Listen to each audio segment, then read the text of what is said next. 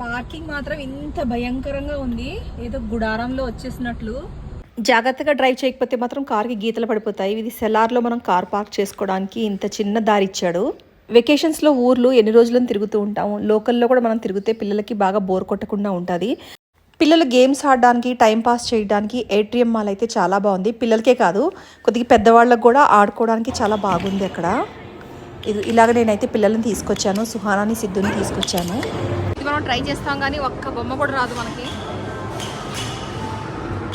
2003లో నేను ఏయూ క్యాంపస్లో చదువుకుంటున్నాను. అక్కడ ఊడా పార్క్ అని ఒక పార్క్ ఉంది, అందులో ఈ గేమ్ అయితే ఉంటుంది. చాలా బాగా అనిపించేది. అప్పుడు మేము ఆడుకునేవాళ్ళం. ఆడుకుంటుంటే ఇంకా సరే ఆ టాయ్ మనకి దొరికేస్తుంది అన్న టైంలో అది కింద డ్రాప్ అయిపోతుంది. చాలా బాధ అనిపిస్తుంది. వైజాగ్ వాళ్ళు కానీ ఆంధ్ర యూనివర్సిటీ స్టూడెంట్స్ కానీ లేకపోతే 2003 బ్యాచ్ వాళ్ళు ఎవరైనా ఉంటే మాత్రం నా వీడియో చూస్తే తప్పకుండా లైక్ చేసి సబ్స్క్రైబ్ చేయడం మాత్రం మర్చిపోవద్దు. ఇక్కడ పెద్దవాళ్ళు ఆడుకోవడానికి బౌలింగ్ గేమ్ కూడా ఉంది. కాస్ట్ అయితే కొద్దిగా ఎక్కువగానే ఉంది. మా సుహానా చాలా గేమ్స్ ఆడింది. ఇంకా ఏ గేమ్స్ ఆడితే బాగుంటుంది అని ఆలోచిస్తుంది. ఇంత కలర్ఫుల్ లైటింగ్ పెట్టే పిల్లల్ని అట్రాక్ట్ చేసేస్తారు. పిల్లలు ప్రతి గేమ్ ఆడదామని అంటుంటారు. కాకపోతే ఆ కార్డ్ ఒక్కసారి స్వైప్ చేయగానే మన దగ్గర డబ్బులు అయిపోతూ ఉంటాయి. మళ్ళీ రీఛార్జ్ చేయవలసి వస్తుంది. మా సుహానా మా సిద్ధు ఇద్దరు కూడా ఈ గేమ్స్ అయితే ఆడుకున్నారు.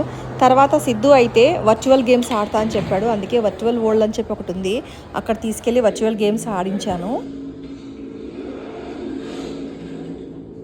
ఇప్పుడు ఈ కలర్ఫుల్ గేమ్స్ ఆడాం కదా, వీటికన్నా వర్చువల్ గేమ్సే చాలా కాస్ట్గా ఉంది. కాకపోతే జనాలు కూడా కొద్ది తక్కువగానే ఉన్నారు.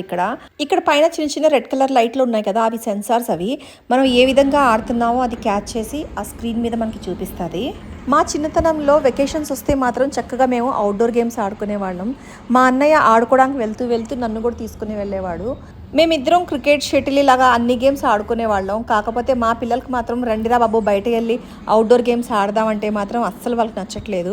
మా పిల్లలనే కాదు, ఇప్పుడు ఎవరి పిల్లల్ని చూసినా సరే మొబైల్ గేమ్స్, టీవీ వీటిని పట్టుకునే కూర్చున్నారు. మనం బాగా ఆడుకొని అలసిపోయిన తర్వాత తినడానికి మనకి లాస్ట్ ఫ్లోర్లో ఫుడ్ కోర్ట్ ఉంది.